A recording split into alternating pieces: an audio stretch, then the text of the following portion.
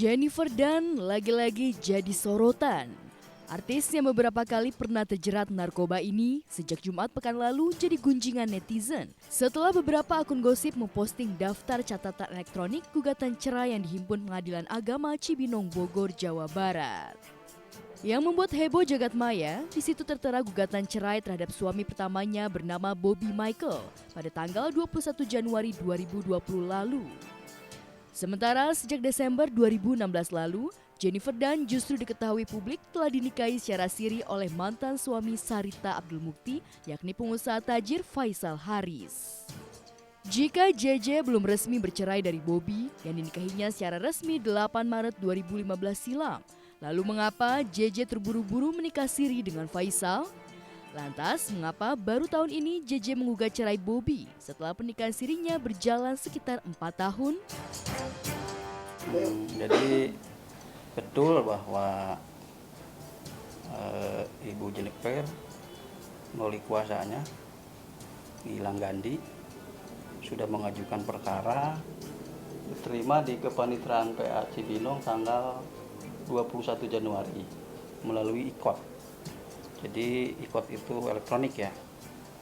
Jadi ketika daftar tidak ke sini tapi langsung dari mana saja bisa. Didaftar di kita 568 PDTG 2020 PA Cibinong tanggal 20 Januari. Itu sekarang tahapannya sudah sidang pertama 20 Februari. Kuasa penggugat datang, tergugat tidak datang. Kebetulan tergugatnya kan alamatnya di Jakarta. Kita panggil, kita tunda sampai 1 April 2020. Nanti sidang lagi 1 April. Agendanya tadi itu memanggil tergugat dan perintah menghadirkan prinsipal. Ya, dari kabar yang beredar, Bobby sendiri memang menerima gugatan cerai JJ atas dirinya. Meski kabarnya, Bobby kecewa pada isi pokok gugatan cerai yang dilayangkan istri yang sudah ditalaknya sejak 2016 silam itu. Apalagi jauh sebelum rahasia pernikahannya terbongkar, hubungan Bobby dengan wanita yang beberapa kali tersangkut kasus narkoba itu sempat tak direstui orang tua Bobby.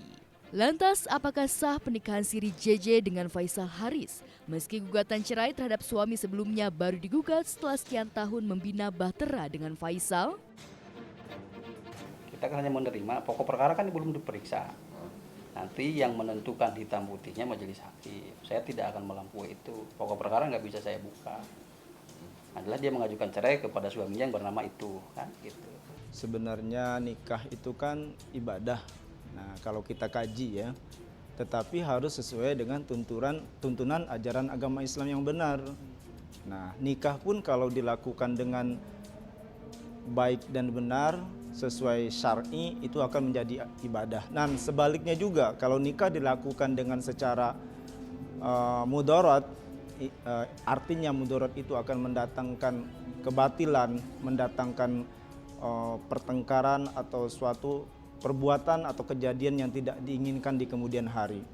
Sebenarnya cerai itu adalah perbuatan yang dibenci, sangat dibenci oleh Allah Subhanahu wa taala.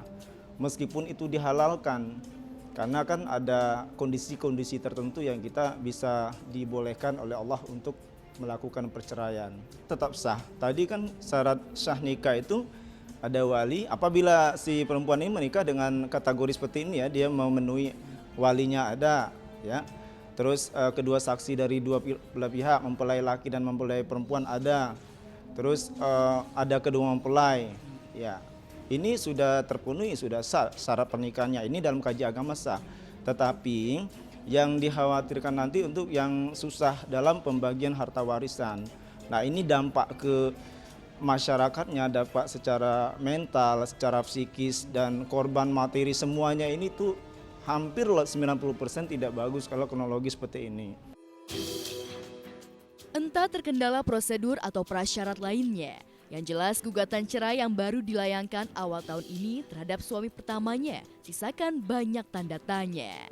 Benarkah JJ kala itu diburu waktu untuk nikah siri sehingga baru sempat menggugat suami pertamanya yang resmi tercatat di KUA Kramat Jati, Jakarta Timur sejak 8 Maret 2015 itu? Satu, saya tidak ngerti, tanya aja langsung ke orangnya. Yang jelas ada perkara itu diajukan, nanti ada tahap pembuktian. Tahap pembuktian itu diperiksa A sampai Z-nya. Nanti putusannya apakah perkaranya dikabulkan atau ditolak, gimana nanti. Kita tidak bisa melihat ini udah begini ya, itu kan lain soal. Nah prosesnya sama saja, nggak ada yang dulunya istri pernah nikah, ini berarti dilihat apakah bener dulu nikahnya gimana nanti di persidangan. Memang kondisi sosial setiap orang kan beda-beda.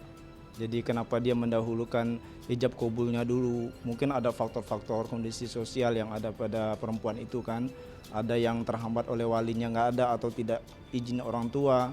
Sehingga kan ada faktor kebaikan yang ditarget ini kan, daripada dia berzina terus-menerus lebih baik nikah dulu. Yang penting ada saksi, ada wali, ada ini kedua mempelai. Nah ini mengejar ininya dulu, mengejar wajibnya dulu daripada dia berzina. Kumpul kebo, ibaratnya kan lebih baik dia nikah dulu secara syar'i, secara Islam. Saat rahasia pernikahan Jennifer Dunn dengan Bobby Michael baru terbongkar pasca mencuatnya postingan gugatan cerai. Di tempat berbeda, yakni di Pengadilan Agama Jakarta Selatan kemarin, sidang lanjutan kasus perceraian Vicky Prasetyo dan Angel Elga nyaris memasuki babak akhir. Dengan dihadirkannya para saksi untuk membuktikan jika rumah tangga yang dibina keduanya itu jauh dari kata ideal, alias kerap cekcok dan berselisih paham. Pada sidang yang hanya dihadiri para saksi dari pihak penggugat maupun tergugat, keduanya sama-sama sepakat jika pernikahan dua sejoli ini layak diakhiri. Enggak, cuman kasih saksi aja bahwa memang mereka kan dari awal udah nggak ada kecocokan ya. Jadi udah itu aja sih, nggak ada apa-apa lagi. Sejak awal juga sudah banyak terjadi pertengkaran dan tidak ada kecocokan di antara kedua belah pihak. Jadi kedua belah pihak telah sepakat untuk tidak melanjutkan bahtera rumah tangga ini. Jadi mereka minta untuk diceraikan. Ya, jauh sebelum kasus penggerebekan Vicky terhadap Angel Elga yang syarat drama, hingga sampai di meja sidang kemarin, pernikahan dua sejoli ini sejak awal memang sudah diragukan publik. Bahkan syarat settingan demi mendompleng popularitas Angel Elga yang kala itu tengah ambruk. Tapi sekuat tenaga, keduanya selalu meyakinkan jika pernikahan yang ditayangkan sebuah stasiun televisi penuh gimmick itu murni pertautan cinta. Bahkan beberapa tahun lalu, kepada Andre Taulani, Vicky menepis pernikahannya dengan Angel Elga syarat settingan. Aku after kemarin perpisahan sama my ex-wiper. Ex-wiper? Wiper buat itu dong, buat kaca mobil? Iya. Ex-wife? Harusnya kan istri bisa menyapu Iya. kesalahan yang lalu menjadi buruk dan menjadi kebaikan di akan datang. Oke, mantan-mantan lo sampai sekarang masih berhubungan baik dengan lo? Dan silaturahmi masih terjaga? 18% oke, tapi 20% lagi masih sengketa yang masih didamaikan oleh UNESCO. Jadi belum ada... Luar biasa ya? Belum ada... UNESCO sampai turun tangan lo? Belum ada titik temu lah untuk itu. Apakah pernikahan lo dengan Angel Elga itu settingan? Enggak. Truth or call? True. Benar? Itu benar. Settingan? Enggak, benar. Pernikahan beneran? Maaf, demi Allah saya sebagai seorang muslim. Wallahi tallahi billahi bahwa itu adalah benar-benar dan sebenarnya saya menikah. Terdaftar di KUA Jakarta Pusat Sawah Besar, saya menikahi Angel Elga. Dan pernikahan saya bukan pernikahan settingan atau apapun. Kalau sampai ada yang membuktikan kalau sampai memang pernikahan saya settingan, apapun saya akan terima risikonya. Karena bagi saya itu adalah pernikahan yang sebenar-benarnya. Makanya saya sudah berani maaf sampai demi Allah. Karena itu sebenarnya, dan ini mumpung juga bisa menjawab semuanya. Oke, Dan itu benar biasa.